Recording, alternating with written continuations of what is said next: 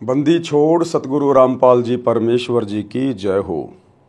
परमपिता परमात्मा सारी सृष्टि के रचनहार, कुल मालिक, असंख्य ब्रह्मांडों के स्वामी, जगत गुरु, तीनों लोकों में प्रवेश करके सबका भरण पोषण करने वाले राजाधिराज, आत्माधार, नाथों के नाथ, देवों के देव, महादेव, सर्वेश्वर, महेश्वर, मृत्युंजय, अजरो अमर, आदि अनादि, सनातनी प्रभु, जगत पिता जगदीश्वर, श्री श्री 1008 की उपाधि के वास्तविक अधिकारी, अकाल मूर्त शब्द स्वरूपी राम वासुदेव, सर्वगतम ब्रह्म, परम पूज्य, प्रथम पूज्य, परम संत, परम पुरुष, परम धनी, परम दयालु, सत्य कबीर, हक्का कबीर, अल्लाहु अकबर, बाखबर, अल्लाह ताला, जगत के तारणहार, जगत के मुक्तिदाता, जगत के जगन्नाथ, हारे के सहारे, हिंदुओं के राम, मुसलमानों के अल्लाह, सिखों के वाहिगुरु, ईसाइयों के मसीह, दया के सागर दयानिधि, करुणा के सागर करुणानिधि, स्वयंभू परिभू, संकट मोचन, कष्ट हरण, मंगल करण, दुख भंजन, अविगत कबीर, निर्विकार निर्विषम परमात्मा, अलय अलेख सतगुरु, आदि अनादि सतगुरु, असली मर्यादा पुरुषोत्तम, असली राम, असली कृष्ण, असली घनश्याम, असली मुरारी, राजाओं के राजा, महाराजाओं के महाराजा, शहंशाहों के शहंशाह, सम्राटों के सम्राट, भगवानों के भगवान, अल्लाहों के अल्लाह, प्रभुओं के प्रभु, मसीहाओं के मसीह, सच्चे वाहिगुरु, बाबाओं के बाबा, पीरों के पीर, सेठों के सेठ, जगत सेठ, सावड़सा सेठ, सर्वगुण संपन्न, अनंत कोटि कलाओं के स्वामी, अनंत कोटि ब्रह्मांडों के नायक, योगियों में महायोगी, ध्यानियों में महाध्यानी, सिद्धों में परम सिद्ध, ज्ञानियों में तत्व ज्ञानी, ब्रह्म ज्ञानी, महाज्ञानी, परम ज्ञानी, सर्वश्रेष्ठ ज्ञानी, विज्ञानी, युवा कबीर, समृत कबीर, असमवात, अमित ओजा, सच्चे रहनुमा, करीम अल्लाह, शुभान अल्लाह, दुनिया के अंतिम पैगंबर, 8 सितंबर 1951 से गांव धनाना, जिला सोनीपत, हरियाणा, भारतवर्ष की पावन भूमि पे प्रकट रियल कल की भगवान श्री नारायण साकार हरि, श्री बाबा साहेब नूर अनंत परमात्मा, संत श्रोमणी सतगुरु रामपाल जी परमेश्वर जी के चरण कमल में साध संगति से जुड़े हुए देश विदेश से आप और हम सभी सत्सेवक भाई बहनों का अनंत कोटि दंडवत प्रणाम। सत्साई भाई और बहनों, दया परमपिता परमेश्वर जी की, सारी सृष्टि के मालिक सतगुरु रामपाल जी की, जिनके विशेष आशीर्वाद से, शुभ आशीर्वाद से, उन्हीं के कर कमल से लिखित पवित्र पुस्तक जीने की राह के ऊपर वीडियो बनाने की श्रृंखला जारी है। इसी श्रृंखला में आज हमारा 18वें नंबर का वीडियो है। भाई और बहनों, प्रत्येक वीडियो में गुरुदेव भगवान के आशीर्वाद से हमें अध्यात्म के विषय में बहुत ही गहरी गहरी बातें पता चल रही हैं, जो बातें हमारे विश्वास को दृढ़ करती हैं, और जो भाई बहन केवल सत्संग ही सुन रहे हैं उन्हें भी बहुत सारी बातों का पता चल रहा है। तो आज के वीडियो में हम आगे बढ़ते हैं। आज का 18वें नंबर का वीडियो, पवित्र पुस्तक जीने की राह, पेज नंबर 136। आज गुरुदेव भगवान हमें पंडित की परिभाषा से परिचित करवा रहे हैं। पंडित, यह शब्द सुनते ही आम आदमी को लगता है कि किसी ब्राह्मण जाति के व्यक्ति की ओर इशारा है, किसी ब्राह्मण जाति की ओर इशारा है, पंडित जाति की ओर इशारा है। लेकिन भाई और बहनों, अध्यात्म में पंडित उसे कहते हैं जो पिंड के विषय में जानता है। पंडित सोई जो पिंड की जाने। पिंड यानी ये शरीर, एक ब्रह्मांड का पूरा लघु चित्र हमारे इस शरीर के अंदर है। तो कहते हैं पंडित सोई जो पिंड की जाने, और ब्राह्मण सोई जो ब्रह्म पहचाने। ब्रह्म यानी भगवान, जो भगवान को पहचानता है, असल में वो ब्राह्मण है। आज इस पृथ्वी पर यदि वास्तव में कोई पंडित है, कोई ब्राह्मण कहलाने का अधिकारी है, तो केवल सतगुरु रामपाल जी के फॉलोवर हैं, जो उस ब्रह्म को पहचान गए, जो वास्तव में पंडित हैं, जिनको ज्ञान है, आत्म ज्ञान है, परमात्म ज्ञान है, जो पिंड के विषय में जानते हैं। तो असल में इस पृथ्वी पर सतगुरु रामपाल जी के भक्तों के अलावा ना तो कोई ब्राह्मण है, ना कोई पंडित है। बाकी झूठी फीत लगाकर चाहे दुनिया घूमती रहो, लेकिन उनको अध्यात्म के विषय में कै ख गय का भी ज्ञान नहीं है। पंडित की परिभाषा,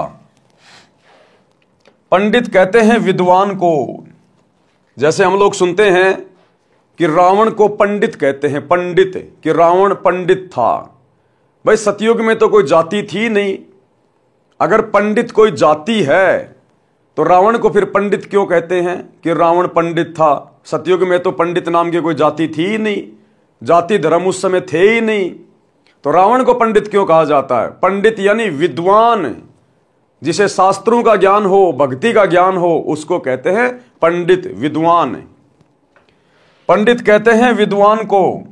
मेरे पूज्य गुरुजी ब्राह्मण जाति में गांव बड़ा पैतावास, तहसील चरखी दादरी, जिला भिवानी, हरियाणा में जन्मे थे। गुरुदेव भगवान कह रहे हैं कि मेरे मुंह बोले गुरुदेव, यानी गुरुदेव भगवान का कोई गुरुदेव नहीं है, ये जगत गुरु हैं। और जो जगत गुरु होता है वो स्वयं परमात्मा होता है, परमेश्वर होता है, जो पूरे जगत को ज्ञान देने के लिए आता है। तो जगत गुरु का कोई गुरु नहीं हो सकता धरती पे। जगत गुरु कबीर परमात्मा को कहते हैं। जाति हमारी जगत गुरु, परमेश्वर है पंथ, दास गरीब लिखित पड़े, मेरा नाम निरंजन कंत। लेकिन गुरुदेव भगवान ने आप और हमारे तक अपना संदेशा पहुंचाने के लिए, आप और हमें अपनी शरण में लेने के लिए अपने आप को छुपाते हुए एक मुंह बोला गुरु बनाया, गुरु शिष्य परंपरा का निर्वाह किया। तो आदरणीय राम देवानंद जी को 17 फरवरी 1988 के दिन इस कबीर परमेश्वर सतगुरु रामपाल जी ने लोक दिखावे में अपना मुंह बोला गुरु धारण किया। इसलिए गुरुदेव कह रहे हैं कि मेरे जो गुरुदेव थे वो ब्राह्मण जाति में थे, आपको कभी पंडित नहीं कहते थे। यानी आदरणीय राम देवानंद जी परंपरागत पंडित जाति में जन्मे थे, लेकिन उसके बावजूद भी वो कभी अपने आप को ब्राह्मण नहीं कहते थे। मेरे दादा गुरुजी, मेरे गुरुजी के गुरुजी गांव छावड़ा दिल्ली में नजफगढ़ के पास के जाट थे। वे छोटी आयु में ही संत गंगेश्वरानंद जी के सत्संग से प्रभावित होकर उनके साथ हरिद्वार चले गए थे। संत गंगेश्वरानंद जी ने उनको काशी विद्यापीठ में पढ़ने के लिए छोड़ा। वे तीक्ष्ण बुद्धि के धनी थे। 4 विषयों में आचार्य की डिग्री प्राप्त की, जिस कारण से जाट होते हुए भी पंडित चिदानंद जी के नाम से पुकारे जाते थे। गांव गोपालपुर, तहसील खरखोदा, जिला सोनीपत प्रांत, हरियाणा में उनका आश्रम है। उस पर बोर्ड लगा है, पंडित चिदानंद जी गरीबदासी आश्रम गोपालपुर। उनका नाम चिदानंद जी था। कोई ब्राह्मण भाई दुख ना माने, इसलिए पंडित की परिभाषा बताना अनिवार्य था, सो बताई है। क्योंकि आगे का सत्संग पंडित पे चलेगा, विद्वान पे चलेगा। तो कोई परंपरागत पंडित या ब्राह्मण जाति वाला दुख ना माने बातें सुन के कि भाई सतगुरु रामपाल जी तो हम पंडितों को क्रिटिसाइज कर रहे हैं। नहीं, पंडित का मतलब होता है विद्वान, जो गुरु पद पे है, जो लोगों का मार्गदर्शन करता है, उसको कहते हैं ब्राह्मण, पंडित। सुदामा जी पंडित थे। सुदामा जी ब्राह्मण कुल में जन्मे थे। निर्धनता चरम पर थी। कई बार बच्चे भी भूखे सो जाते थे। सुदामा जी की धर्मपत्नी को पता था कि द्वारिका के राजा श्री कृष्ण जी के साथ सुदामा जी की अच्छी मित्रता रही है। पत्नी ने बहुत बार कहा कि आप अपने राजा मित्र कृष्ण से कुछ धन मांग लाओ। सुदामा जी कहते थे कि पंडित का काम मांगना नहीं होता, परमात्मा के विधान को समझकर उसके अनुकूल जीवन यापन करना होता है। गरीबदास जी ने भी कहा है। क्या कहा सुदामा जी ने? हम भक्तों को शिक्षा लेने की आवश्यकता है। आज हमारे गुरु भाई बहन जो साध संगति से नहीं जुड़े हुए हैं, जो ज्ञान को आधार बना के भक्ति नहीं कर रहे, आज वे आश्रमों में फोन पे फोन करते हैं, गुरुजी के पास जेल में मेरी प्रार्थना भेज दो, गुरुजी के पास मेरी अरदास लगा दो, मेरी प्रार्थना लगा दो। कोई क्या मांग रहा है, कोई क्या मांग रहा है। सुदामा जी कह रहे हैं कि ब्राह्मण का काम, पंडित का काम, भगत का काम मांगना नहीं होता। जैसी भक्ति गुरु ने बताई है, हमने उस भक्ति को मर्यादा में रह के, गुरु की आज्ञा में रह के करने की आवश्यकता है। क्या गुरु को पता नहीं कि मेरे भगत को क्या चाहिए, कब चाहिए, किस चीज की आवश्यकता है? सतगुरु अंतर्यामी होते हैं। सतगुरु को बताने की जरूरत नहीं है, सतगुरु से अरदास करने की जरूरत नहीं है। चीटी पायल बाजे पैर, साहिब सुनता है सब लहर। वे अंतर्यामी होते हैं। महाभारत के युद्ध के समय टटीरी पक्षी ने अपने अंडों की रक्षार्थ अपनी आत्मा से परमात्मा से पुकार की थी। सतगुरु ने उस पक्षी की आत्मा की पुकार सुन ली। क्या हमने आज गुरुदेव को फोन करके बताने की जरूरत है, प्रार्थना लगाने की जरूरत है? बीच में कोई एजेंट तैयार करने की जरूरत है क्या? आत्मा और परमात्मा के बीच में कोई दलाल नहीं है, कोई एजेंट नहीं है। तो सुदामा जी शिक्षा दे रहे हैं। क्या कहा सुदामा जी ने जब उनकी पत्नी ने कहा कि श्री कृष्ण जी तो राजा भी हैं और आपके मित्र भी हैं, कुछ धन मांग लाओ। सुदामा जी कहते थे कि पंडित यानी भगत, ब्राह्मण, भगत का काम मांगना नहीं होता। परमात्मा के विधान को समझकर उसके अनुकूल जीवन यापन करना होता है। गरीबदास जी ने भी कहा है कि गरीब नट प्रेरणा कांजर सासी मांगत हैं भटियारे, जिनकी भक्ति में लो लागी वो मोती देत उधारे। गरीब जो मांगे सो बढ़वा कहिए, दर दर फिरे अज्ञानी, और जोगी जोग संपूर्ण जाका मांग न पीवे पानी। ये विशेष तौर पर उन लोगों के लिए कहा है जिनको सत भक्ति प्राप्त नहीं है, जिनको सच्चा गुरु प्राप्त नहीं है, और जो भगवा वाणा पहन के अपने आप को ब्राह्मण पंडित या गुरु दर्शाकर और गांव गांव में जाकर अलख जगाते हैं, रोटियां मांगते हैं, आटा मांगते हैं। ये उन लोगों के लिए कहा है कि तुम सत भक्ति करो, फिर तुमने मांगने की जरूरत नहीं है, घर घर जाकर किसी के आगे हाथ फैलाने की जरूरत नहीं है। कहते हैं तो नट कांजर और सासी ये लोग मांगा करते हैं, और जो भगत होते हैं वो तो दूसरों को दिया करते हैं, मांगा नहीं करते। तो गुरुदेव कह रहे ए जगत के लोगों, मांगो मत, परमात्मा से भक्ति की भीख मांगो। अगर एक बार परमात्मा ने तुम्हें भक्ति की भीख दे दी तो उसके बाद तुम्हारे पास किसी चीज की कमी नहीं रहेगी। फिर वो परमात्मा अपने भगत को जगत के आगे हाथ नहीं फैलाने देता। शब्दार्थ, नट ये लोग जनता में कुछ खेल दिखाते थे, जैसे लंबे बांस को बिना पृथ्वी में गाड़े उसके ऊपर चढ़ना, जो अनोखा व कठिन कार्य होता था। उस खेल के समापन पर कटोरा लेकर तमाशा यानी खेल देखने के लिए उपस्थित भीड़ से रुपए पैसे मांगते थे। इसी प्रकार अन्य जाति के व्यक्ति कंजर, सांसी, बटियारे अपनी कला दिखाकर रुपए या कणक, गेहूं, बाजरा, चना मांगते थे। यदि योगी यानी साधक भी ऐसी सिद्धियों का प्रदर्शन करके रुपए व कणक इकट्ठे करता है तो उसकी सत्य साधना नहीं है। यदि सत्य साधक होता, शिष्यों को आशीर्वाद रूपी मोती देकर धनी बनाता, जो साधक के भाग्य से अलग अपनी ओर से उधार रूप में होता।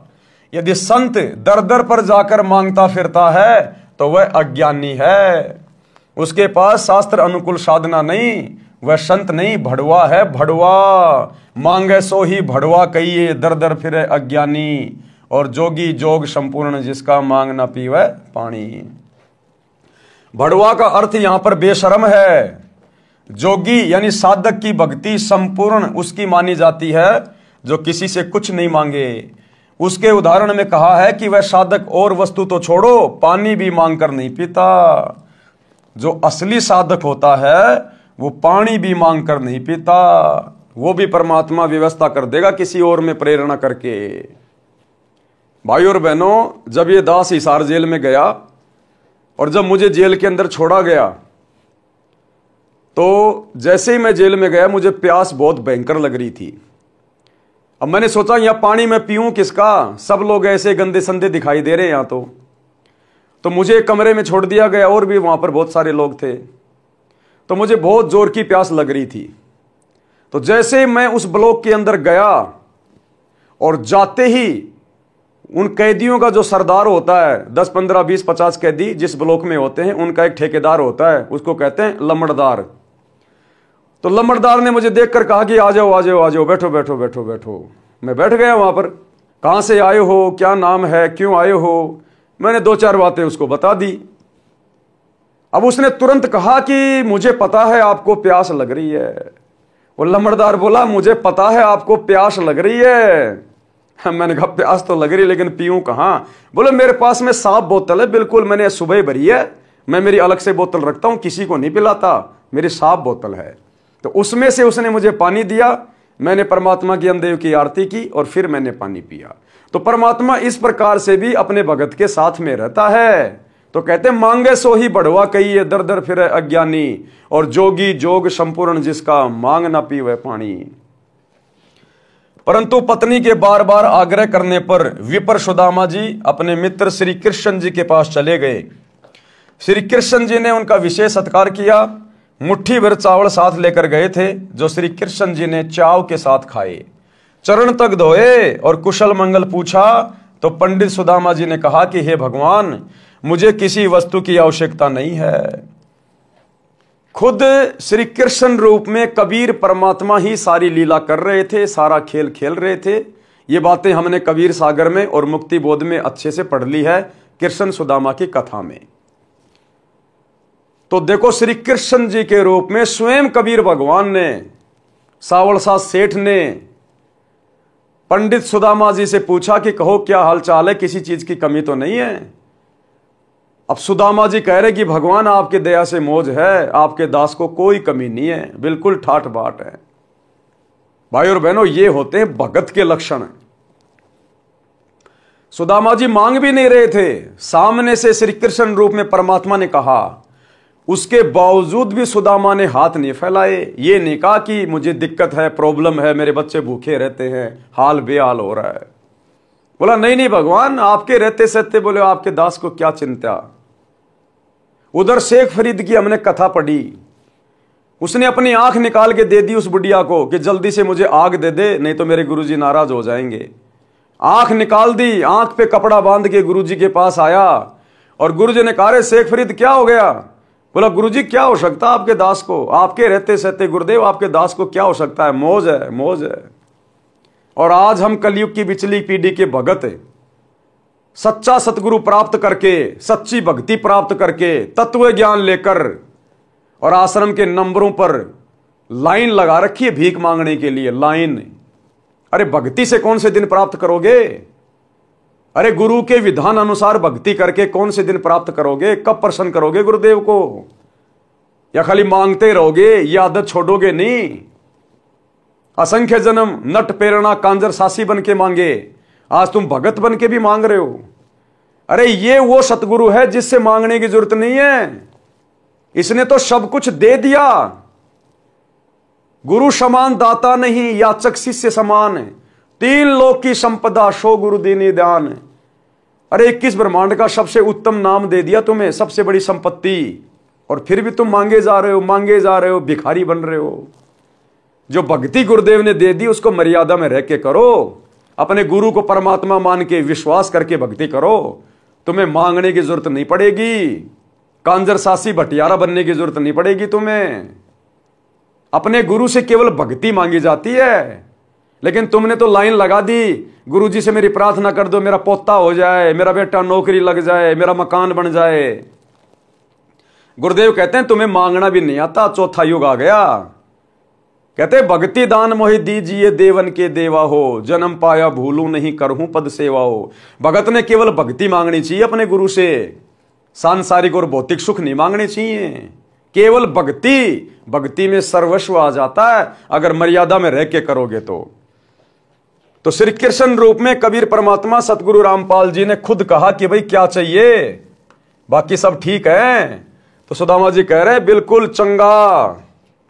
तो पंडित सुदामा जी ने कहा कि ये भगवान मुझे किसी वस्तु की आवश्यकता नहीं है, आपकी कृपया से ठीक निर्वाह हो रहा है, जबकि घर पर पूरा परिवार भूखा मर रहा था।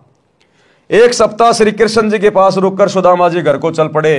एक बार भी नहीं कहा कि कुछ धन दे दो, वे जानते थे कि कबीर बिन मांगे मोती मिले, मांगे मिले न भीख, और मांगन से मरना भला, यह सतगुरु की सीख। शब्दार्थ कबीर परमात्मा ने भी बताया है कि जो पूर्ण परमात्मा की सत्य साधना करता है, तो आज हम पूर्ण परमात्मा की सत्य साधना कर रहे हैं नहीं कर रहे। हमारे गुरुजी पूर्ण परमात्मा है या नहीं है, 2000% पूर्ण परमात्मा। कबीर परमात्मा ने बताया कि जो पूर्ण परमात्मा की सत्य साधना करता है उसे मांगना नहीं चाहिए, ना ही तो जगत से मांगना चाहिए, ना रिश्तेदारों से मांगना चाहिए, ना आड़ोसी पाड़ोसी से मांगना चाहिए। अरे भगत तो लोगों को उधार देता है, सतगुरु के भगत होकर हम दुनिया के भिखारी बन रहे हैं। जरा सी दिक्कत आई नहीं, रिश्तेदारों के आगे हाथ फैला देते हैं, समाज के आगे हाथ फैला देते हैं। परमात्मा कहते हैं तुम्हारी भक्ति चल नहीं रही, तुम मर्यादा में नहीं हो, अन्यथा भगत तो दुनिया को उधार देते हैं, भगत दुनिया का भिखारी नहीं बनता, और वो भी सतगुरु का भगत है। अरे सेठों के सेठ सावड़ सा सेठ का बेटा क्या कभी किसी से भीख मांगेगा? क्या किसी साहूकार का बेटा किसी के आगे हाथ फैलाता है? और यदि हाथ फैला रहा है तो वो जगत में हंसी का पात्र बनता है, वो हंसी का पात्र बनता है। तो हमारे गुरुदेव तो सेठों के सेठ जगत सेठ है, इनसे ऊपर तो कोई है ही नहीं। और इनके बेटा बेटी होके यदि हम जगत से, समाज से, रिश्तेदारों से, यार दोस्तों से भीख मांगते हैं, भाई देना जरा 5000 रुपये उधार, देना जरा 10,000 रुपये उधार, तो हमसे बड़ा भिखारी है कोई दुनिया में? कबीर परमात्मा ने भी बताया है कि जो पूर्ण परमात्मा की सत साधना करता है उसे मांगना नहीं चाहिए। मांगने से परमात्मा रुष्ट हो जाता है, उसको भिक्षा भी नहीं मिलती। वह साधक यानी भगत परमात्मा पर विश्वास रखकर नहीं मांगेगा तो परमात्मा उसकी इच्छा पूरी करेगा। लेकिन संगत को विश्वास ही तो नहीं है कि हमारे गुरुजी परमात्मा होंगे, हमारे गुरुजी कबीर जी होंगे। इन्होंने तो कागज के टुकड़े को, दाढ़ी मूछ वाली कबीर की नकली फोटो को भगवान मान रखा है, उसको परमात्मा मान रखा है। यानी मोती जैसी बहुमूल्य वस्तु भी दे देगा। पूर्ण सतगुरु यही शिक्षा देता है कि मांगने से तो व्यक्ति जीवित ही मर जाता है, मांगने से तो मरना भला है। भावार्थ आत्महत्या से नहीं है, यहां अपनी इच्छाओं का दमन करके मृतक बनकर रहने से है। श्री कृष्ण जी राजा थे, अपने मित्र की स्थिति को समझकर विश्वकर्मा जी को आदेश देकर एक सप्ताह में सुदामा जी का महल बनवा दिया तथा बहुत सारा धन भी दे दिया। अगर श्री सुदामा जी जरा सी भी गलती कर देते और जब श्री कृष्ण रूप में कबीर भगवान ने कहा कि भाई क्या चाहिए, अगर उस समय सुदामा जी जरा सा भी भावुक हो जाते, लोभ लालच में आ जाते और कह देते कि भगवान हालत खराब है, एक झोपड़ी सी बनवा दो, हो सकता है भाई और बहनों एक गाड़ी अनाज की भी दे देता परमात्मा, हो सकता है उसकी झोपड़ी भी बनवा देता। लेकिन आज सुदामा का नाम श्री कृष्ण जी के साथ में नहीं जुड़ता, आज ये कथा पूरे समाज में नहीं फैलती। लेकिन सुदामा ने उदाहरण पेश कर दिया कि मांगन से मरना भला, यह सतगुरु की सीख है। उसने मांगा नहीं, क्योंकि भगत का काम मांगना नहीं होता। जो साधना गुरु ने बताई है उस साधना को सफल करो, मर्यादा में रह के भक्ति करो, गुरु को प्रसन्न करो, भक्ति भाव में चल के, जगत भाव में चल के, नाराज मत करो। अगर उस समय सुदामा मांग लेता, गलती कर देता, तो आज सुदामा का भक्ति इतिहास में नाम नहीं होता। और नहीं मांगा तो परमात्मा ने बिना मांगे दे दिया, उसका महल बनवा दिया जो सुदामा कभी सौपन में भी नहीं सोच सकता था, और धन धान्य से पूरा घर भर दिया, पूरी जिंदगी का समाधान कर दिया उसका। अपने मित्र की स्थिति को समझकर विश्वकर्मा जी को आदेश देकर एक सप्ताह में सुदामा जी का महल बनवा दिया तथा बहुत सारा धन भी दे दिया। पंडित सुदामा जी अपने धर्म कर्म पर डटे रहे, जिस कारण से उनको लाभ हुआ। इसे पंडित कहते हैं, जो मांगे सो बढ़वा कहलाता है। पंडित की यही परिभाषा है। प्रसंग चल रहा है दीक्षा यानी नाम लेने के पश्चात भगत की आस्था संसार तथा परमात्मा में कैसी होनी चाहिए। नाम दीक्षा लेने के बाद भगत ने किस प्रकार से भक्ति मार्ग पर संभल के चलना चाहिए, संसार के प्रति भगत की सोच कैसी होनी चाहिए, और परमात्मा यानी अपने गुरु के प्रति कैसी सोच होनी चाहिए। उस प्रसंग में पवित्र कबीर सागर ग्रंथ के अध्याय अनुराग सागर में परमेश्वर कबीर जी ने अपनी प्रिय आत्मा धर्मदास जी को इस प्रकार बताया है। अध्याय अनुराग सागर का सारांश, अनुराग सागर पेज नंबर 3 से 5 तक का सारांश। प्रश्न नंबर 3 से, धर्मदास जी ने परमेश्वर कबीर जी से प्रश्न किया। प्रश्न, प्रभु दीक्षा प्राप्ति के पश्चात परमेश्वर में कैसी आस्था होनी चाहिए। उत्तर दिया, परमेश्वर कबीर जी ने बताया है कि जैसे मृग यानी हिरण शब्द पर आसक्त होता है, वैसे साधक परमात्मा के प्रति लगन लगावे। गुरु से लगन कठिन है भाई, सत भक्ति में सतगुरु स्वयं परमात्मा होता है। तो कहते हैं नाम दीक्षा लेने के बाद जिस प्रकार वो हिरण जो एक शब्द के ऊपर आसक्त हो जाता है, उसके बाद वो शिकारी उसके साथ जो मर्जी करे, उसको काटे या घर ले जाए, लेकिन वो हिरण विवश हो जाता है उस शब्द को सुनकर उसकी धुन के ऊपर, और शिकारी के घुटनों पे आके अपना सर रख देता है।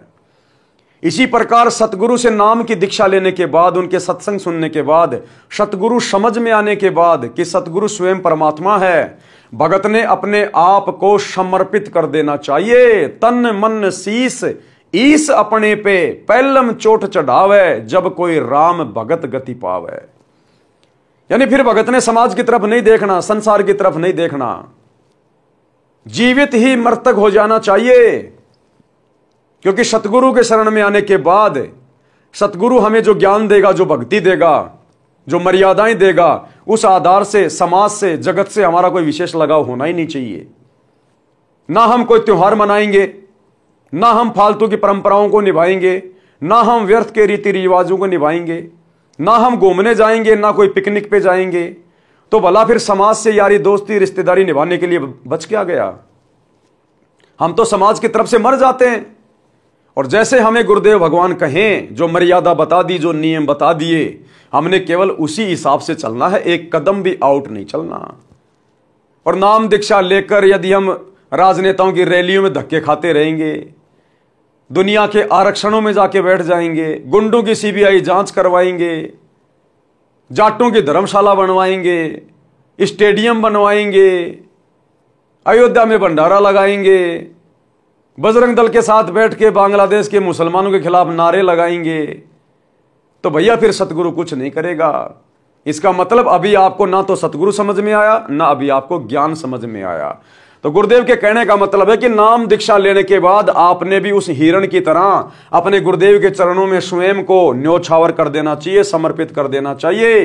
केवल गुरु की मर्यादा और भगत का पैर, यानी एक भी अपना कदम गुरु की मर्यादाओं के खिलाफ नहीं जाना चाहिए, गुरु की आज्ञा के खिलाफ नहीं जाना चाहिए, तब जाकर वो भगत सफल होगा। इसलिए कहते हैं गुरु से लगन कठिन है भाई, लगन लगे बिन काम न सरता, जीव प्रलय हो जाई। गुरु से लगन कठिन है भाई, समर्पित काल होने नहीं देता। हिरण यानी मृग पकड़ने वाला एक यंत्र से विशेष शब्द करता है जो हिरण को अत्यंत पसंद होता है।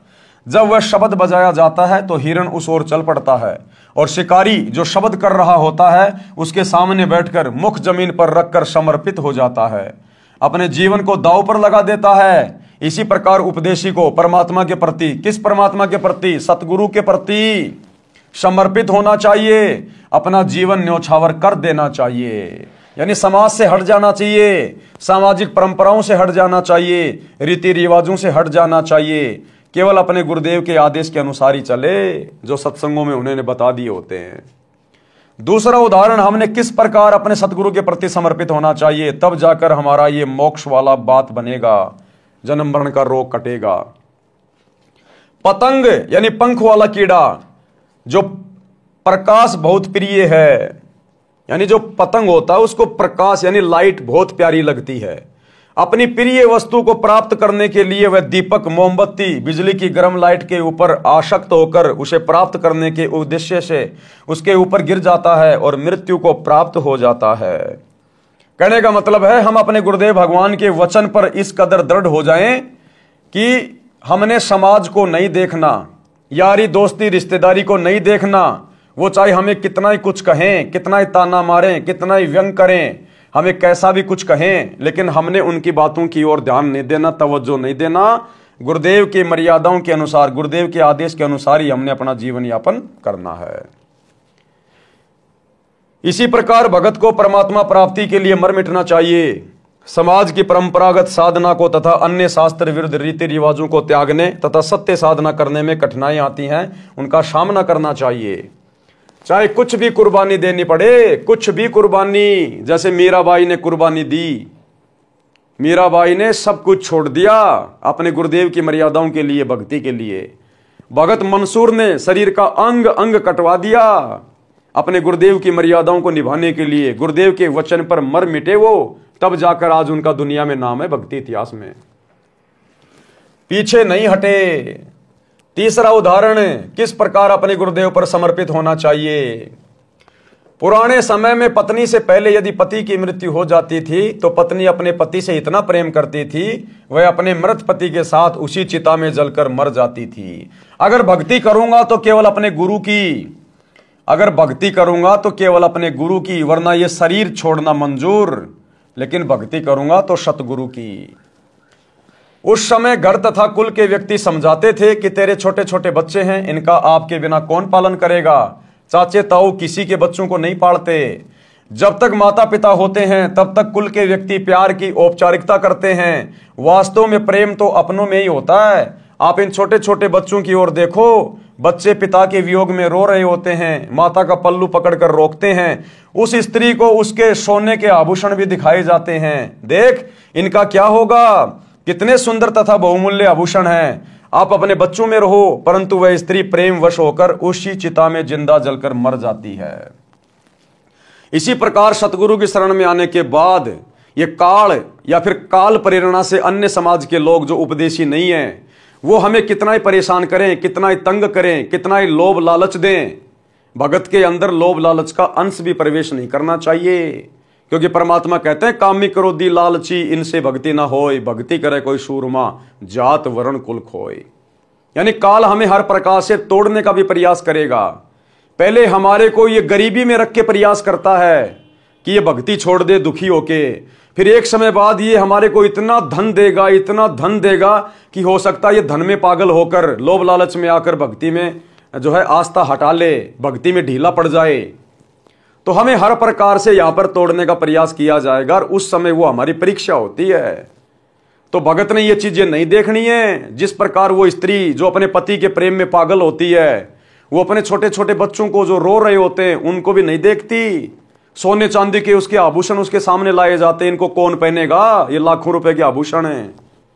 वो कुछ नहीं देखती, उसका प्रेम केवल अपने पति में, उसके ऊपर धुन सवार होती है। इसी प्रकार हमारा प्रेम अपने सतगुरुदेव भगवान में, हमारी आसक्ता अपने गुरुदेव भगवान में, हमारा समर्पण हमारे गुरुदेव भगवान में। हमने जगत भाव में नहीं चलना, अब हमने काल के जाल में नहीं फंसना।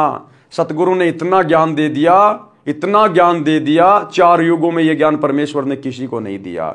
साहिब ने भेद दिया सब खोला अपनी सतलोक राजधानी का।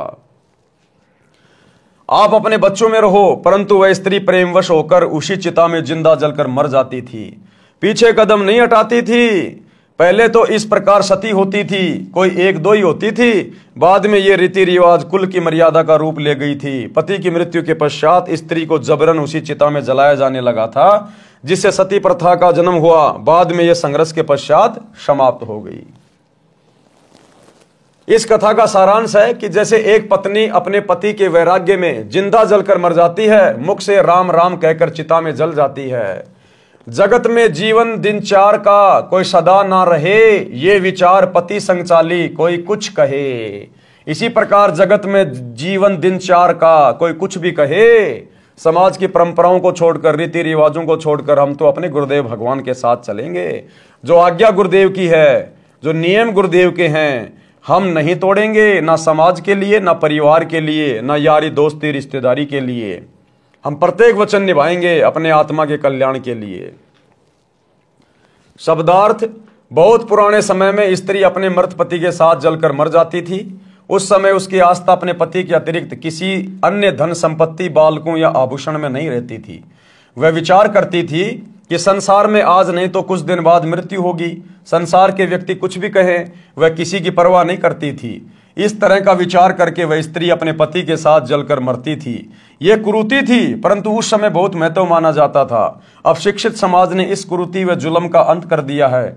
भक्ति में दृढ़ता उत्पन्न करने के लिए यह उदाहरण सटीक है कि भगत को भी, अब क्या कह रहे हैं गुरुदेव ये उदाहरण देकर, कि भगत को भी ऐसी आस्था परमात्मा प्राप्ति के लिए लगानी चाहिए।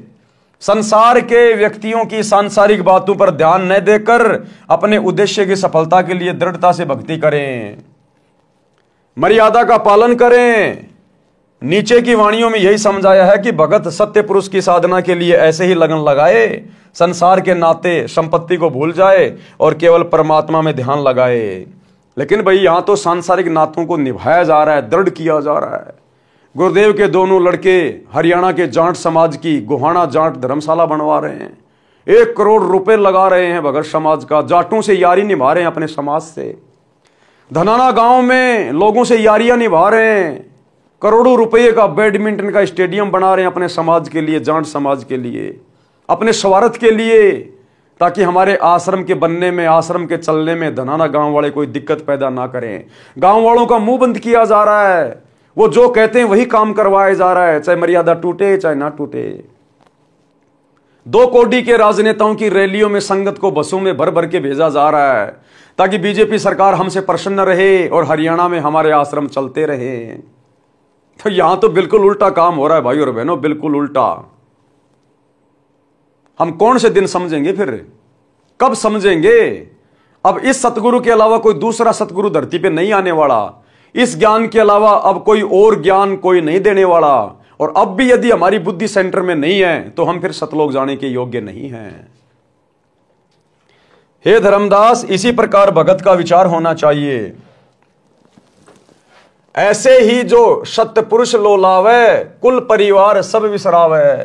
इसी प्रकार जिसकी लगन अपने गुरुजी में लग गई, सत्य पुरुष में लग गई, जिसको अपना गुरु समझ में आ गया, ये भक्ति समझ में आ गई, जिसको आत्म कल्याण की चिंता सताने लग गई, क्या कहते हैं? कुल परिवार सब बिसरावे। बिसराने का मतलब ये नहीं कि छोड़ छाड़ के चला जाए परिवार को, नहीं, अपनी भक्ति करे, परिवार में रहे, लेकिन अपनी भक्ति और मर्यादाओं को प्रथम रख के चले।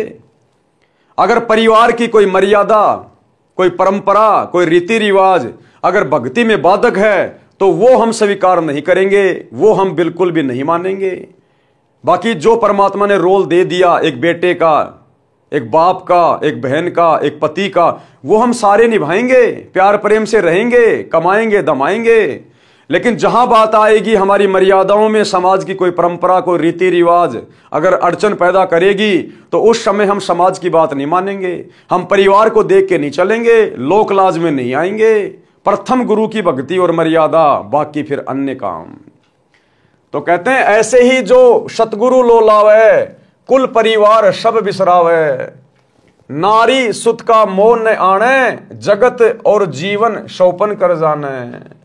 नारी यानी स्त्री, पत्नी, सुत यानी बेटा, बेटी, इनका कोई मोह नहीं होना चाहिए। जगत और जीवन शोपन कर जाने कि भैया 4 दिन की जिंदगी है, अगर बेटा बेटी की मोह ममता में पड़ा रहूंगा तो मेरा तो जीवन नरक बन जाएगा, अगले जन्म में गधा बन के घूमूंगा। बेटा बेटी को पढ़ाओ लिखाओ, बढ़िया खिलाओ, कपड़े लाके दो, इससे ज्यादा नहीं, इससे ज्यादा मोह ममता में नहीं पड़ना। मेरे बेटे को मैं बैरिस्टर बना दूं, इंजीनियर बना दूं, डॉक्टर बना दूं, मैं इसका जीवन सफल कर लूंगा। पहले अपना तो जीवन सफल कर ले, बेटा बेटी के तो बाद में देखना, पहले अपना तो कर ले। तो परमात्मा कहते हैं फालतू के चक्कर में मत पड़ना, और बेटा बेटी को भी समय पे भक्ति में लगा दे। एक बार जब वो डॉक्टर बन गया फिर वो तेरी नहीं मानने वाला, तो अपने बच्चों को भी बचपन से भक्ति लाइन पे लगाओ। जग में जीवन थोड़ा भाई, अंत समय कोई नहीं सहाई। बहुत प्यारी नारी जग माही, मात पिता जाके समनाही। स्त्री, कहते हैं स्त्री अपने माता पिता से भी प्यारी लगने लगती है, लेकिन अंत समय में जब तेरा समय आएगा वो स्त्री भी तेरे साथ नहीं जाएगी जो तुझे बहुत प्यारी लगती है। तेहि कारण नरसीस जो देही, अंत समय सो नहीं संग देही। जिस औरत के कारण इंसान लड़ाई झगड़ा करके अपना सिर तक दे देता है, कोई उसकी औरत को टेढ़ी आंख से देख ले, कुछ कह दे, उसके लिए लड़ने मरने को तैयार हो जाएगा, तूने मेरी औरत को यह कैसे कह दिया। कहते हैं अंत समय में वो तेरी औरत भी तेरे साथ नहीं जाएगी जिसके कारण तू शीश देने को तैयार है। चाहे कोई जड़े पति के संगा, फिर दोनों बने कीट पतंगा।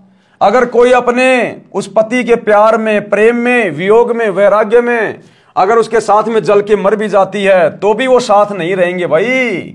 वो पत्नी अपने कर्म आधार से क्या पता कौन सी योनि में जाएगी, वो पति कौन सी योनि में जाएगा, आगे वो भी नहीं मिलेंगे, दोनों बने कीट पतंगा। इसलिए यदि मरना है तो अपने गुरु के प्रेम में मर। यहां मरने का मतलब है समर्पित हो जा, समाज को मत देख। फिर पशु पक्षी जन्म पावे, बिन सतगुरु दुख कौन मिटावे। वो पति पत्नी फिर अगले जन्म में ना जाने कोई पशु बनेगा, कोई पक्षी बनेगी, कोई किसी योनि में जाएंगे। कहते हैं ये संकट, ये दुख सतगुरु की भक्ति के बिना नहीं कटेगा। ऐसी नारी बहुतेरी भाई, पति मरे तब रुदन मचाई। ऐसी औरतें बहुत हैं, जब पति मरेगा तो बहुत रोएगी, दुख मनाएगी, और काम पूर्ति की हानि विचारे, दिन तेरे ऐसे पुकारे। वो रोती क्यों है? अपने स्वार्थ को रोती है, अपने विषय वासनाओं की पूर्ति के लिए रोती है, और जैसे उसके 12-13 दिन पूरे हो जाते हैं दूसरा खत्म कर लेती है। निज स्वार्थ को रोदन कर ही, तुरंत ही खत्म दूसरों कर ही। शुत परिजन धन सौपन स्नेही, सत्य नाम गहु निज मत एही। स्व तन सम प्रिय और नयाना, सो भी संग नहीं चलत निदाना। कि इंसान को अपने शरीर से प्यारा तो कुछ नहीं लगता, जिस शरीर के लिए लाखों रुपया खर्च कर देता है अगर बीमार हो जाता है तो। कहते हैं अपने शरीर से प्यारा तो इंसान को कुछ नहीं लगता, सो भी संग नहीं चलत निदाना। ये नादान वो भी तेरे साथ नहीं जाएगा अंत समय में। तो क्या साथ जाएगा? केवल सतगुरु की भक्ति जाएगी। गुरु राम पाल मेरा हरदम साथी, रह शब्द रूप में साथ। ये परमात्मा साथ रहेगा, इसकी भक्ति साथ रहेगी। ऐसा कोई ना दिखे भाई अंत समय में हो सहाई, सतगुरु के अलावा अंत समय में कोई भी सहायक नहीं है, सब यहीं रह जाएंगे। ये झूठे रिश्ते नाते सब यहीं रह जाएंगे। आदि अंत का सखा बुलाया, झूठे जगनातों में फिर उमाया। आदि अंत का सखा, ये है वो मित्र आदि अंत का, जिसने हमें उत्पन्न किया और अंत में यही हमें संभालेगा। ये परमात्मा सतगुरु आदि अनादि है, सतगुरु मध्य है मूल, सतगुरु को सिजदा करूं एक पलक नहीं भूल। तो कहते तूने अपने सतगुरु को तो बुला दिया और झूठे रिश्ते नातों में मगन होके बैठ गया। आदि अंत का सखा बुलाया, झूठे जगनातों में फिर उमाया। अंत समय जब दूत गल दबावे, ता समय कहो कौन छुड़ावे। जब यम के दूत आएंगे अंत समय में, भक्तिहीन प्राणी का गला दबाएंगे, उस समय कहते तुझे कौन बचाएगा उनसे। सतगुरु है एक छुड़ावन हारा, निश्चय कर मानू कहा हमारा। काल को जीत हंस ले जाही, सतगुरु काल पर विजय प्राप्त करवा के अपने हंस को सतलोक ले जाता है। काल को जीत हंस ले जाही, अविचल देश जहां पुरुष रहाई। जहां जाए सुख होय अपारा, बहुर न आवे इस संसारा। ऐसा दृढ़ मता कराही, जैसे सूरा लेत लड़ाई। यानी भगत ने भक्ति मार्ग पर इतना दृढ़ होना पड़ेगा, भक्ति करे कोई सूरमा, जात वर्ण कुल खोए। ऐसा दृढ़ मता कराही, जैसे सूरा लेत लड़ाई। जैसे सूरवीर योद्धा लड़ाई के मैदान में जिस प्रकार से टक्कर लेता है, पीठ नहीं दिखाता, चाहे शरीर का अंग अंग कट जाए, तो भक्ति मार्ग पर आने के बाद भगत को भी सूरवीर बनना पड़ेगा। किसी के साथ लड़ना नहीं, झगड़ना नहीं, लेकिन अपनी मर्यादाओं के लिए, अपनी भक्ति के लिए उसने इस प्रकार सूरवीर की तरह संघर्ष करना पड़ेगा। समाज की लोकलाज में नहीं आना, लड़ना नहीं, झगड़ना नहीं, लेकिन अपनी मर्यादाओं के लिए फिर किसी के आगे झुकना नहीं। टूक टूक हो मरे रण के माही, पूठा कदम कबू हटावे नहीं। वो योद्धा टूक टूक होकर अंग अंग उसका कट जाएगा युद्ध के मैदान में, लेकिन वापस कदम नहीं हटाता। तो जो सच्चा भगत होता है वो इसी प्रकार पीछे कदम नहीं हटाएगा। मंसूर की तरह, मंसूर को बांध दिया गया रस्सियों से, तलवार लेके सामने खड़े हैं कि बंद कर दे अनल हक बोलना, अनल हक अनल हक। एक हाथ काट दिया, बंद कर दे, नहीं दूसरा काटेंगे, अनल हक दूसरा काट दिया। एक पैर काट दिया, बंद कर दे, अनल हक दूसरा पैर काट दिया, गर्दन काट दी। कहते हैं इस प्रकार अपने गुरु जी के प्रति लो लगानी है, इतना समर्पित होना है सतगुरु की भक्ति के प्रति। और यहां छोटी छोटी बातों पे छोटा छोटा पीला पर्चा निकाल दिया जाता है। गुरु जी का आदेश है, नरेंद्र मोदी की रैली है गोहाना के सोनीपत में, बसों में भर के जाना है। 4 बजे तो भगत नहा धो के तैयार हो जाते हैं कि कब आएंगे, कब आएगा मेरा पति, मैं अपने ससुराल जाऊंगा नरेंद्र मोदी की रैली में।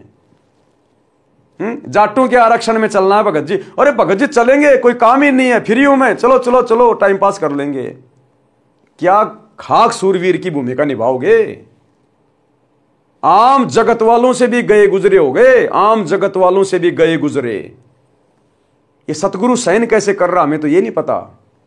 सतगुरु सब कुछ आंखों देखकर भी सहन कैसे कर रहा है, वरना अब तक तो संगत को मर मरा के गधा कुत्ता बन जाना चाहिए था, जो कर्म संगत कर रही है अपने गुरुदेव की गैर हाजिरी में बरवाला कांड के बाद है। लेकिन भाई ये दीन दयाल है, राम किसी को मारे नहीं, मारे तो हत्यारा राम, अपने आप ही मर जाओगे कर कर खोटे काम। जैसे सती पति संग जरही, ऐसा दृढ़ निश्चय जो करही। यानी जब तक जीवित हैं भक्ति करेंगे तो सतगुरु की करेंगे, इतना दृढ़ निश्चय होना चाहिए भगत को। साहेब मिले जग कीर्ति होई, विश्वास कर देखो कोई। हम है राह बतावन हारा, माने वचन भव उतरे पारा। छल कपट हम नहीं कराही, निस्वार्थ परमात्म करे भाई। परमात्मा कहते हैं ये छल कपट की भक्ति हम नहीं करवाते, निस्वार्थ परमात्म करे भाई। जीव एक जो शरण पुरुष की जावे, प्रचारक को घना पुण्य पावे। यानी परमेश्वर का ज्ञान प्रचार करने वाला भी बहुत सारे पुण्य का भागी बनता है।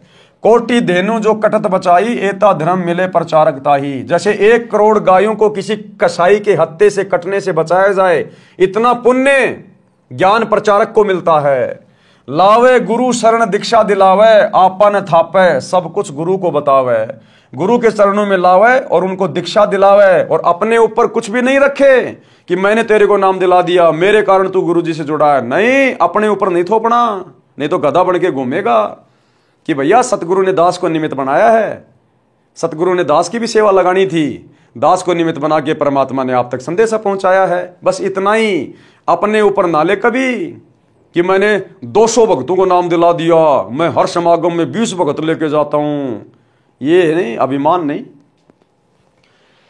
जो कोई प्रचारक गुरु बन बैठे, परमात्म रूठे काल का नाठ है। अगर कोई नालायक खुद ही अगर गुरु बन गया, जैसे वो संजय दिल्ली वाला बन गया, कहते परमात्मा रूठ जाएगा और काल तुम्हारे कान पकड़ लेगा। फिर 1,28,000 झूठे गुरु रोवे, पड़े नरक में ना सुख सोवे।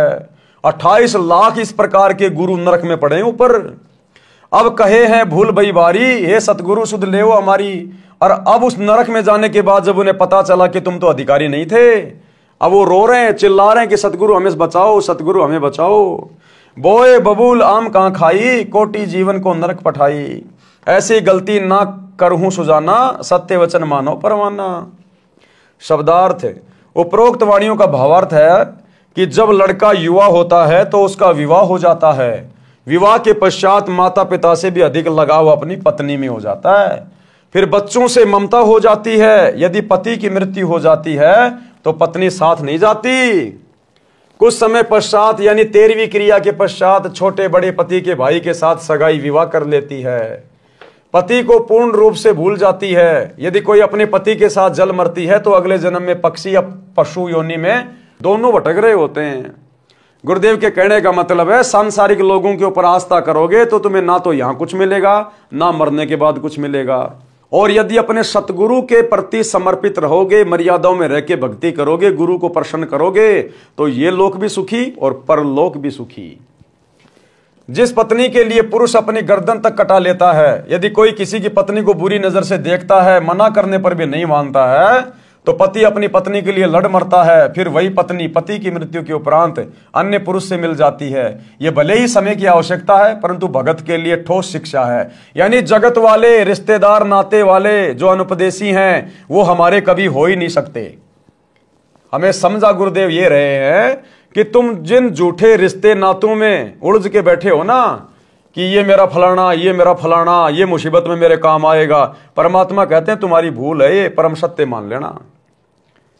इसी प्रकार किसी व्यक्ति की पत्नी की मृत्यु हो जाती है तो वह कुछ समय उपरांत दूसरी पत्नी ले आता है। पति अपने पति के लिए अपना घर, भाई बहन, माता पिता त्याग कर चली जाती है, परंतु पत्नी की मृत्यु के उपरांत स्वार्थ के कारण रोता है। परंतु जब अन्य व्यक्ति विवाह के लिए कहते हैं तो सब भूलकर तैयार हो जाता है।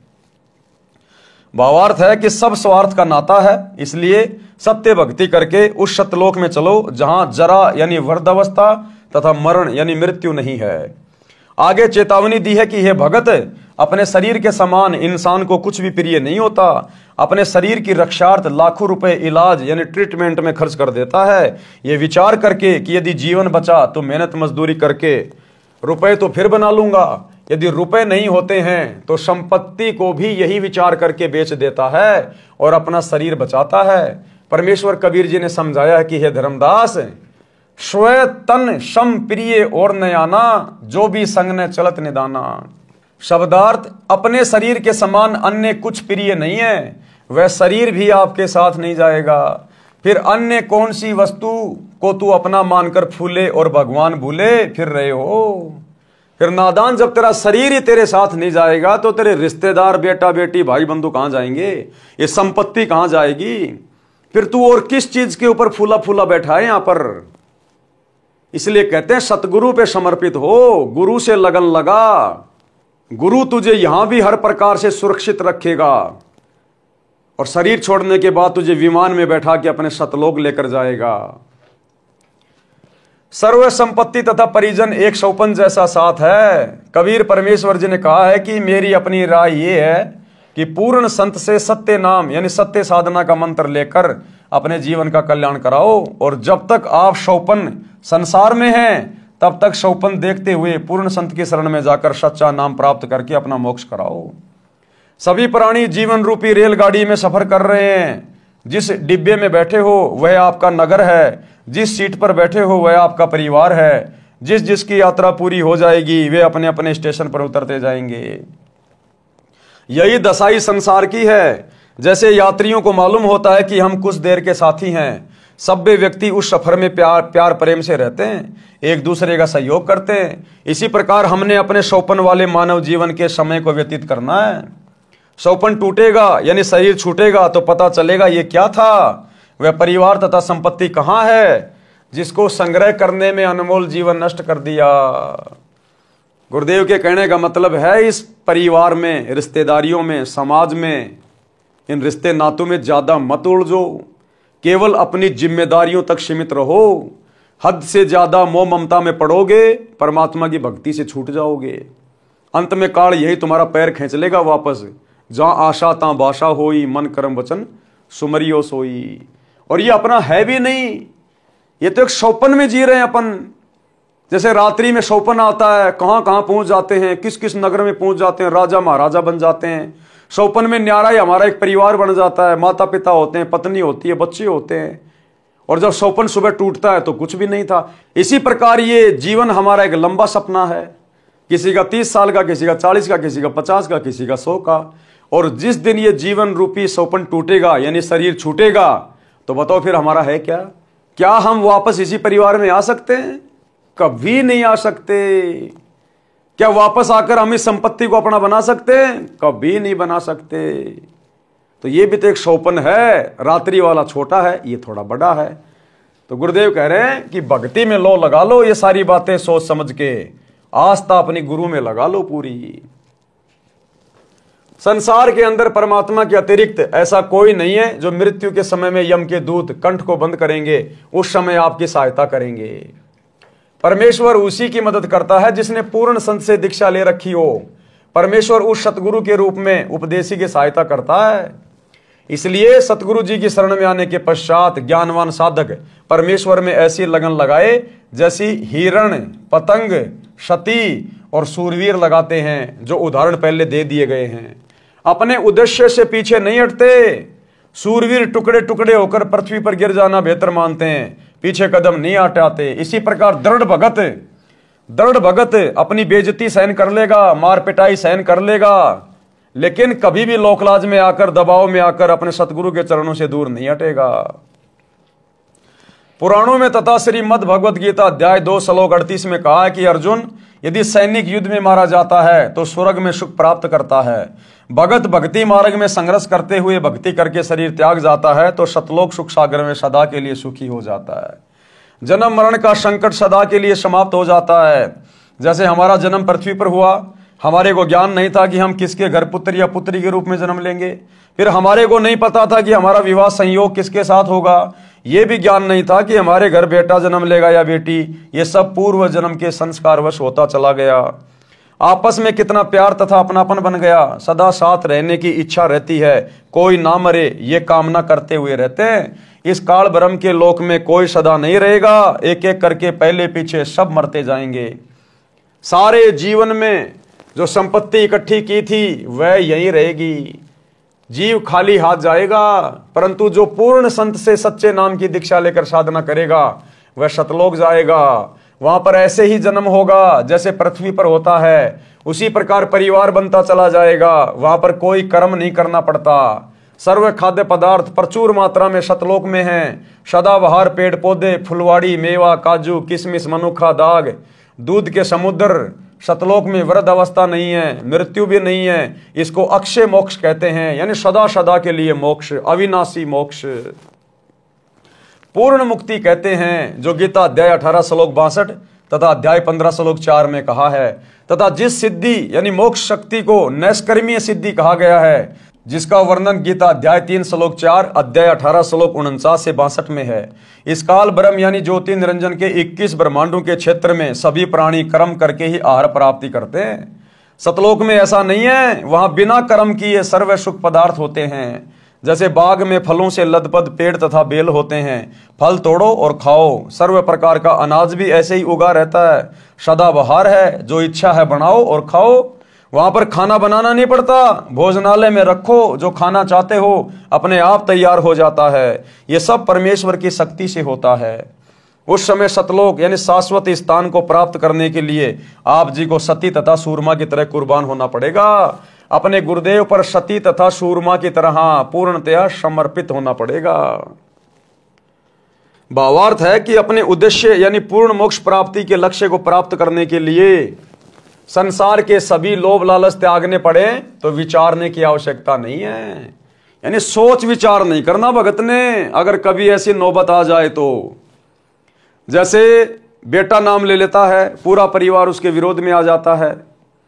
बाप कहेगा भैया मेरे अनुसार चलेगा तो ही जमीन में हिस्सा दूंगा, तो ही मकान में हिस्सा दूंगा, नहीं तो कहीं भी जा खा कमा कर ले तेरे बाबा की भक्ति। उस समय भगत ने विचार नहीं करना चाहिए मन में जरा भी, तुरंत उठा के थैला चल देना चाहिए कि राम राम जी बहुत बढ़िया, जय हो बंदी छोड़ की। इतनी दृढ़ता होनी चाहिए, इतनी दृढ़ता। अगर आपको संपत्ति भी चाहिए, परमात्मा आपको लैंड लॉर्ड बना देगा, आपको सैकड़ों एकड़ जमीन का मालिक बना देगा यह परमात्मा, यदि आपने उस समय जरा भी सोच विचार नहीं किया तो कि पापा जी संभालो अपनी संपत्ति, अपने बाकी बेटों को दो, चाहे बेटियों को दो, चाहे तुम उड़ाओ, ये भगत तो ये चला, जय हो बंदी छोड़ की। रखो तो तुम्हारी मर्जी, तुम्हारे खेतों में काम करूंगा, 2 टाइम की रोटी खाऊंगा, अपनी भक्ति करूंगा, बाकी ये भक्ति छोड़ने वाला नहीं हूं मैं। तुम्हें छोड़ सकता हूं, इस परिवार को छोड़ सकता हूं, तेरी संपत्ति को भी छोड़ दूंगा, थूकूंगा भी नहीं, लेकिन भक्ति छोड़ने की दोबारा मत बोलना। शरीर छूट सकता है लेकिन ये भक्ति नहीं छूटेगी। अब इतना दृढ़ जब भगत हो जाता है, अंतर्यामी देख लेता है, तो कहते हैं नुक्ते ऊपर रिजेगा रे कोटि कर्म जल जा तुम्हारे। ये नुक्ते होते हैं, परमात्मा जानबूझ के ऐसी परिस्थितियां पैदा करता है भगत को देखने के लिए। संसार के सभी लोभ लालच त्यागने पड़े तो विचार करने की आवश्यकता नहीं है, तुरंत छोड़ो और अपने सुमरण ध्यान में मगन रहो। यदि सतगुरु की शरण ग्रहण नहीं की तो जिस समय अंत समय आएगा तब भक्तिहीन प्राणी के कंठ को यमदूत बंद करते हैं। उन यमदूतों से परिवार का कोई व्यक्ति नहीं छुड़वा सकता, केवल सतगुरु जी उस आपत्ति के समय सहायता करते हैं। इसलिए परमेश्वर कबीर जी ने कहा है कि अंत समय यमदूत गड़ा दबावे, उस समय को हो कौन छुड़ावे। सतगुरु एक छुड़ावन हारा, निश्चय कर मानू कहा हमारा। शब्दार्थ ऊपर कर दिया गया है। यदि कोई भगत ज्ञान समझकर दीक्षित होकर अन्य भोले भूले जीवों को ज्ञान चर्चा करके सत्य ज्ञान प्रचार द्वारा सतगुरु शरण में लाकर दीक्षा दिलाता है तो उसको एक जीव को सत्य भक्ति मार्ग बताकर गुरु से दीक्षा दिलाने का इतना पुण्य होता है जितना 1 करोड़ गायों को काटने से, कसाई से बचाने का मिलता है। एक मानव का जीवन इतना बहुमूल्य तथा इतने पुण्यों से प्राप्त होता है। यदि कोई मूर्ख प्रचारक मान बढ़ाई के वश होकर स्वयं दीक्षा देता है, स्वयं गुरु बन बैठता है, तो वह महापराधी होता है। उससे परमेश्वर रुष्ट हो जाता है तथा काल उसको कान पकड़कर घसीट कर ले जाता है, जैसे खटीक यानी कसाई बकरी को ले जाता है। कबीर सागर के अध्याय अंबु सागर पृष्ठ 48 पर प्रमाण है कि तब देखा दूतन कह जाई, 84 तहां कुंड बनाई। कुंड कुंड बैठे यमदूता, देत जीवन कहे कष्ट बहुता। तहां जाए हम खड़े रहावा, देखत जीव विनय बहु लावा। झूठे कड़ीहार यानी नकली सतगुरु की दशा जो नरक में पड़े हुए थे। पड़े मार जीव करे बहु शोरा, बांध बांध कुंडन में बोरा। 1,28,000 पड़े वो झूठे गुरु, बहुत कष्ट तहां करत पुकारा। हम भूले सवारत संगी, अब हमरे नाही अर्दंगी। हम तो जरत हैं अग्नि मंजारा, अंग अंग सब जरत हमारा। कौन पुरुष अब राखे भाई, करत गुहार चक्षु डल जाई। ज्ञानी यानी कबीर जी वचन, ये वाणी नकली कबीर पंथियों ने अपने हिसाब से बनाई हुई है। हमें इस वाणी से कोई लेना देना नहीं है। असली वाणी नीचे है जो गुरुदेव ने बताई है। ये वाणी बनावटी है, वास्तविक वाणी नीचे है। दुर्दशा देख दया दिल आवा, अरे दूत तुम जीवन भरमावा। उन आत्माओं की ऐसी दशा देखकर सतगुरु को भी दया आ गई और उन झूठे नकली गुरुओं से जो उसी कुंड में आग में जल रहे थे, गुरुदेव ने क्या कहा, दुर्दशा देख दया दिल आवा, अरे दूत तुम जीवन भरमावा। जीव तो अचेत अज्ञाना, वाको काल जाल तुम बंधाना। कि ये जीव तो बेचारे अज्ञानी थे, इनको क्या पता, जैसा गुरु कहता है वैसा ही करता है, लेकिन तुमने क्यों जानबूझ के काल के जाल में बांधा। 84 दूतन कह बांधा, शब्द डोर 14 यम सांदा, तब हम सब हन कह मारा, तुम हो जालिम बटपारा। हमारे भक्तन को तुम भरमावा, पल पल सुरती जीवन डिगावा। गही चोटी दूत घसियाए, यम और दूत विनय तब लाए। दूत जो नकली गुरु बने थे, चूक हमारी क्षमा कर दीजिए, मम माने तस आज्ञा कीजिए। हम तो धनी यानी काल कहो जस कीन्या, सो वचन मान हम लीन्या। अब नहीं जीव तुम्हारा भरमावे, हम नहीं कभू गुरु कहावे। ये जितने भी धर्म गुरु हैं वर्तमान में धरती पर, एकमात्र सतगुरु रामपाल जी को छोड़कर, आचार्य, शंकराचार्य, मंडलेश्वर, हिंदू, मुस्लिम, सिख, ईसाई धर्म के ये पोप, पादरी हैं और जितने भी मुल्ला, काजी, पंडित, ब्राह्मण, ये सब काल के द्वारा भेजे गए दूत हैं जो परमेश्वर की आत्माओं को अज्ञान से ठोक रहे हैं, शास्त्र विरुद्ध साधना पर लगाकर सबके जीवन को नरक बना रहे हैं। तो बाद में इन सब को वहां पर नरक के कुंड में डाला जाता है, इन आचार्य शंकराचार्यों को। और उस समय फिर ये हाथ जोड़ते हैं कि भगवान ऐसी गलती दोबारा नहीं करेंगे, ऐसी गलती दोबारा नहीं करेंगे। और अब ये अपने आप में भगवान बन के बैठे हैं। ज्ञानी वचन यानी कबीर जी वचन, सुन ज्ञानी बहुते हसाई, दूतन दुष्ट बंद न छोड़ो जाई। पल एक जीवन सुख दीन्या, तब संसार गमन हम कीन्या। भावार्थ, कबीर परमेश्वर जी ने बताया कि जो झूठे सतगुरु बनकर मान बढ़ाई के वश होकर काल प्रेरणा से भोले जीवों को भरमाया करते थे, उनको भी दंड मिलता है, उनको भी नरक में डालकर यातनाएं दी जाती हैं। उनके शिष्य भी उसी नरक में गिरते हैं। जब मैं उस नरक के पास गया, क्या कह रहे हैं गुरुदेव भगवान, जब मैं उस नरक के पास गया जिसमें वे मान बढ़ाई के भूखे नकली कड़ीहार, संसार के काटने वाले यानी नकली सतगुरु बनकर महिमा बनाए हुए थे, लाखों जीवों को शिष्य बनाकर नरक में अपने साथ ले गए। फिर परमेश्वर के विधान अनुसार वे भी अपराधी होने के कारण नरक में पड़े थे। उस नरक क्षेत्र में कुंड बने हैं, प्रत्येक कुंड में जीव पड़े हैं तथा यमदूत सता रहे हैं। वे 28 लाख नकली सतगुरुओं ने मुझे देखकर अर्जी लगाई कि हमें बचा लो प्रभु। कारण यह था कि जो यमदूत उन्हें नरक में मार पीट रहे थे, वे सब परमेश्वर कबीर जी की शक्ति के सामने कांपने लगे। इस कारण से उन नकली सतगुरुओं को लगा कि ये कोई परम शक्ति वाले देव हैं। परमेश्वर कबीर जी ने कहा कि तुमने भोले जीवों को भ्रमित किया, अपने आप को पूर्ण सतगुरु सिद्ध किया। तुम्हें पता भी था कि तुम्हारे पास नाम दीक्षा का अधिकार नहीं, तुम्हें पूर्ण मोक्ष का ज्ञान नहीं। अपने स्वार्थवश लाखों मनुष्यों के अनमोल जीवन का नाश कर दिया। वे काल जाल में फंसे रहे। फिर मैंने उन दूतों, काल के बनाए कड़ीहारों को तथा अन्य यमदूतों को मारा, चोटी पकड़कर घसीटा। फिर नकली सतगुरु ने कहा कि हमने तो अपने धनी यानी मालिक काल ब्रह्म की आज्ञा का पालन किया है, अब आप जैसे कहोगे हम वैसे ही करेंगे। मैंने कहा, किसने कहा? गुरुदेव ने। मैंने कहा कि तुमको छोड़ा नहीं जाएगा। जो जीव उन नकली गुरुओं के शिष्य बनकर जीवन नष्ट कर गए थे, वे भी वहीं उनके साथ नरक में पड़े थे। जब तक मैं कौन? कबीर परमेश्वर जी। लिख कौन रहे हैं? सतगुरु रामपाल जी। जब तक मैं कबीर परमेश्वर जी वहां रहा, उन जीवों को नरक का कष्ट नहीं हो रहा था। इस प्रकार उनको कुछ समय का सुख देकर वहां से चलकर संसार में आया। मेरे आने के पश्चात वे नकली गुरुओं तथा उनके भोंदू शिष्यों को फिर से नरक की यातना प्रारंभ हो गई। इसलिए पूर्वोक्त वाणी में कहा है कि यदि कोई प्रचारक स्वयं गुरु बन बैठा तो परमेश्वर रुष्ट हो जाएगा और काल कान ऐठेगा अर्थात कष्ट देगा। इसलिए हे सज्जन पुरुष, कभी ऐसी गलती न करना, मेरे वचन को प्रमाणित मानना। तो भाई और बहनों, ये इतनी अच्छी अच्छी बातें भक्ति मार्ग पर गुरुदेव भगवान हमें बता रहे हैं ताकि हम निकट भविष्य में कभी भी कोई गलती ना कर बैठें। हम भगत हैं, आजीवन भगत बनकर ही भक्ति करते रहेंगे। हमारा मकसद मोक्ष प्राप्ति है, ना कि दुनिया को मोक्ष का ठेका दिलवाना। परमात्मा कहते हैं आत्म प्राण उद्धार ही, ऐसा धर्म नहीं कोई और। सबसे पहले तो अपनी आत्मा का कल्याण करवाओ, फिर दूसरे भाई बहनों को समझाओ और स्वयं गुरु मत बनो, स्वयं दीक्षा मत दो, अपने सतगुरु के पास लेकर जाओ। और कभी भी इस बात का फिर अहंकार मत करना कि मैंने तुझे नाम दिलाया, मैं नहीं मिलता तो तेरे को सतगुरु नहीं मिलता, मैंने 500 लोगों को नाम दीक्षा दिला दी। इस मान बढ़ाई में कभी मत आ जाना, अन्यथा काल कान ऐठ लेगा। कर करावे साइया मन में लहर उठा, दादू सिर दर जीव के आप बगल हो जा। तो करने कराने वाला सब कुछ सतगुरु है। आप और हम केवल 2 कोटि के जीव हैं। हम केवल यंत्र हैं, रिमोट सतगुरु के हाथ में है, इसलिए अपने आप को यंत्र मानकर ही भक्ति मार्ग पर चलते रहना चाहिए। तो भाई और बहनों, आज के वीडियो में केवल इतना ही। कल रात्रि 8 बजे सभी भाई बहन फिर से लाइव जुड़िए एक नई वीडियो के साथ में। तब तक गुरुदेव भगवान हम सबको आज्ञा दें, इजाजत दें, सद्बुद्धि दें, आशीर्वाद दें। बंदी छोड़ सतगुरु रामपाल जी भगवान की जय हो।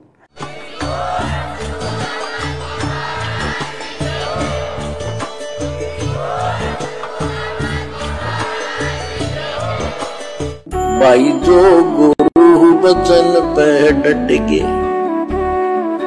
कट गे फंद 84 के, कट गे फंद 84 के, कट गे फंद 84 के। भाई जो गुरु बचन पे डट गे, कट गे फंद 84 के, कट गे फंद 84 के, कट गे फंद